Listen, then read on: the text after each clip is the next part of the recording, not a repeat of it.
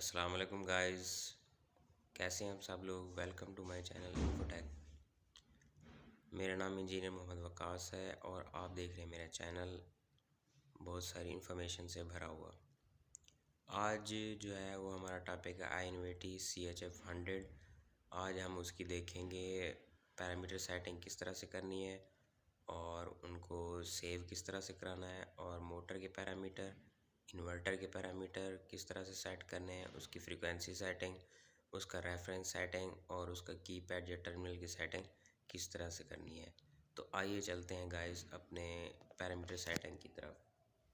तो आइए गाइस चलते हैं इन्वर्टर के ऊपर। अगर हम लोगों ने सेटिंग करनी है, इसकी प्रोग्रामिंग करनी है, तो इसके हम कीपैड को इस्तेमाल करेंगे। कीपैड के ऊपर जो कीज़ दी गई हैं वो अप डाउन की, डाटा एंट्री की, शिफ्ट की, क्विक जॉब की और प्रोग्राम की, रन और स्टार्ट स्टॉप की होती है।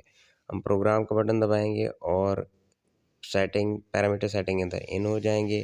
तो हम प्रोग्राम का बटन दबाते हैं जो कि है पी प्रोग्राम, और ये P0 के अंदर हम इन हो गए। इसके बाद हम डाटा या इंटर का बटन दबाएंगे तो P0 की सेटिंग हमारे पास पैरामीटर सेटिंग खुल गई है।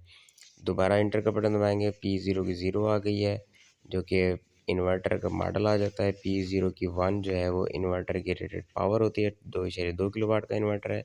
इसके बाद P0 2 पे आ जाते हैं जो कि इन्वर्टर का मैक्सिमम करंट जो कि 5 एम्पेयर है। उसके बाद P03 जो है वो कीपैड या टर्मिनल सेटिंग होती है। P04 जो होती है वो मैक्सिमम फ्रीक्वेंसी होती है, हर्ट्ज़ के अंदर 50 हर्ट्ज़ है। P05 जो होती है वो है अपर फ्रीक्वेंसी, वो भी 50 हर्ट्ज़ हम लोगों ने रखी हुई है। P06 जो है वो है लोअर फ्रीक्वेंसी जो कि है 00 हर्ट्ज़। इसके बाद आ जाता है हमारे पास P07 जो कि एक्सेलरेशन टाइम के मोटर कितनी देर के बाद स्टार्ट हो, यानी कितनी आहिस्ता आहिस्ता से वो स्पीड पकड़ता जाएगा, 50 हर्ट्ज़ पे पहुंच जाएगा। इस तरह P0 की 8 जो है डी एक्सेलरेशन टाइम, जब इन्वर्टर बंद होता है तो कितने सेकंड के लिए वो आहिस्ता आहिस्ता से उसने बंद होना है।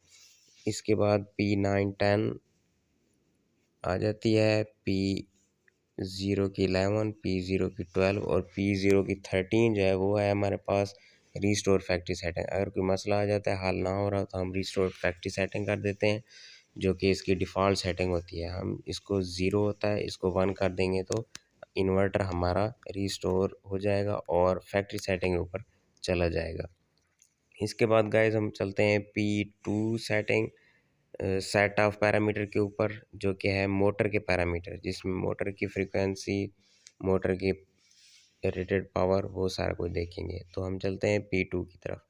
P2 पे गए, डाटा एंटर का बटन दबाया। P2 की जो 0 है हमारे पास वो है मोटर की रेटेड पावर। P2 की 1 जो है वो हमारे पास है मोटर की रेटेड फ्रीक्वेंसी जो कि 50 हर्ट्ज़।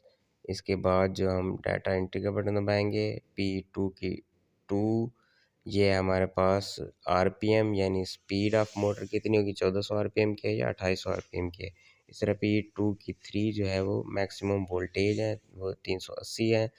और P2 की 4 जो है वो है रेटेड करंट, यानी 4 एम्पेयर हम इसकी ओवरलोड सेटिंग कर देते हैं।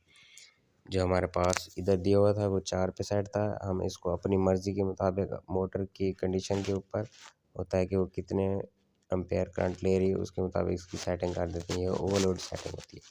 अब इसके बाद गाइस हम लोग चलते हैं P5 पैरामीटर सेट के अंदर जो कि है टर्मिनल सेटिंग, यानी अगर हम इसको टर्मिनल पर चलाना चाह रहे हैं तो हम S1 S2 S3 और S4 की सेटिंग करेंगे। ये जो गाइस राइट साइड पे सेटिंग आ रही है, लिस्ट आ रही है, इसके मुताबिक हम S1 S2 S4 S3 की सेटिंग करेंगे जो कि है forward, invalid, reverse, 3 wire control और रीसेट फॉल्ट। ये सारी सेटिंग हम इधर से कर सकते हैं। तो ये हमारी सेटिंग थी जो हम CHF 100 में करते हैं।